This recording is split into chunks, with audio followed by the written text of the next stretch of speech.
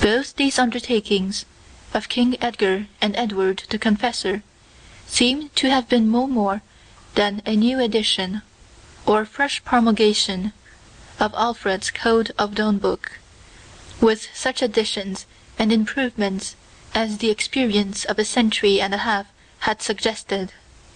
For Alfred is generally styled by the same historians the Legum Anglicanarum Conditor, as Edward the Confessor is the Restitutor. These, however, are the laws which our histories so often mention under the name of the laws of Edward the Confessor, which our ancestors struggled so hardly to maintain under the first princes of the Norman line, and which subsequent princes so frequently promised to keep and to restore, as the most popular act they could do, when pressed by foreign emergencies or domestic discontents. These are the laws that so vigorously withstood the repeated attacks of the civil law, which established in the 12th century a new Roman Empire over most of the states on the continent, states that have lost, and perhaps upon that account, their political liberties, while the free constitution of England, perhaps upon the same account, has been rather improved than debased. These, in short, are the laws which gave rise and original to that collection of maxims and customs,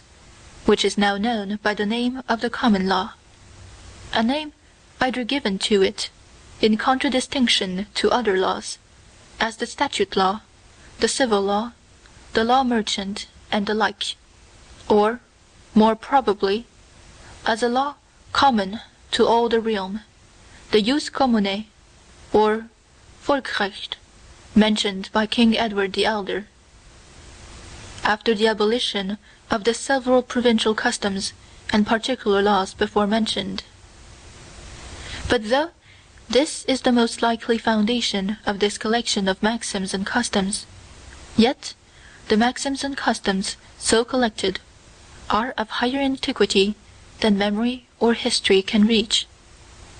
nothing being more difficult than to ascertain the precise beginning and first spring of an ancient and long-established custom. Whence it is that in our law the goodness of a custom depends upon its having been used time out of mind, or, in the solemnity of our legal phrase, the time whereof the memory of man runneth nor to the contrary. This it is that gives it its weight and authority, and of this nature are the maxims and customs which compose the common law, or lex non scripta, of this kingdom. This unwritten, or common law, is properly distinguishable into three kinds. 1. General customs, which are the universal rule of the whole kingdom, and form the common law in its stricter and more usual signification. 2. Particular customs, which for the most part affect only the inhabitants of particular districts. 3. Certain particular laws, which by custom are adopted and used by some particular courts, or pretty general and extensive jurisdiction. 1. As to general customs, or the common law, properly so called. This is that law by which proceedings and determinations in the king's ordinary courts of justice are guided and directed. This, for the most part, settles the course in which lands descend by inheritance, the manner and form of acquiring and transferring property, the solemnities and obligation of contracts, the rules of expounding wills, deeds, and acts of parliament, the respective remedies of civil injuries, the several species of temporal offences, with the manner and degree of punishment, and an infinite number of minuter particulars, which diffuse themselves as extensively as the original distribution of common justice requires. Thus, for example, that there shall be 4 superior courts of record, the Chancery, the King's Bench, the Common Pleas, and the Exchequer, that the eldest son alone is heir to his ancestor, that property may be acquired and transferred by writing, that a deed is of no validity unless sealed, that wills shall be construed more favorably, and deeds more strictly, that money lent upon bond is recoverable by action of debt,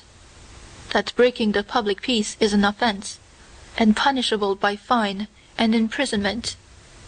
All these are doctrines that are not set down in any written statute or ordinance,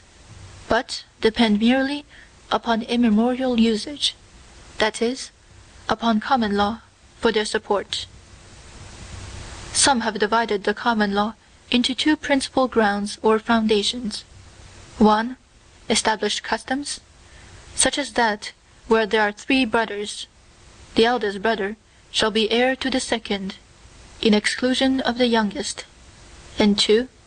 established rules and maxims, as that the king can do no wrong, that no man shall be bound to accuse himself, and the like. But I take these to be one and the same thing, for the authority of these maxims rests entirely upon general reception and usage, and the only method of proving that this or that maxim is a rule of the common law is by showing that it hath been always the custom to observe it. But here a very natural and very material question arises: how are these customs or maxims to be known, and by whom is their validity to be determined? The answer is, by the judges in the several courts of justice. They are the depositary of the laws, the living oracles, who must decide in all cases of doubt, and who are bound by an oath to decide according to the law of the land. Their knowledge of that law is derived from experience and study, from the viginti annorum lucubrationes, which Fortescue mentions, and from being long personally accustomed to the judicial decisions of their predecessors. And indeed, these judicial decisions are the principal and most authoritative evidence that can be given of the existence of such a custom as shall form a part of the common law. The judgment itself, and all the proceedings previous thereto, are carefully registered and preserved, under the name of records,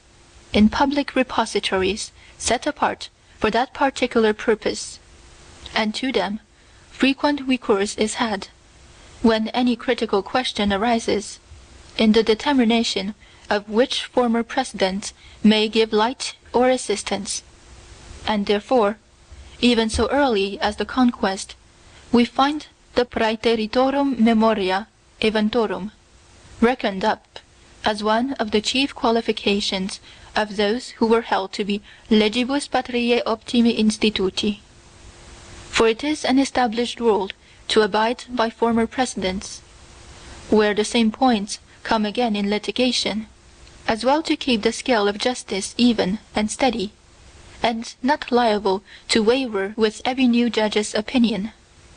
as also because the law in that case being solemnly declared and determined, what before was uncertain, and perhaps indifferent, is now become a permanent rule, which is not in the breast of any subsequent judge to alter or vary from, according to his private sentiments, he being sworn to determine, not according to his own private judgment, but according to the known laws and customs of the land, not delegated to pronounce a new law, but to maintain and expound the old one.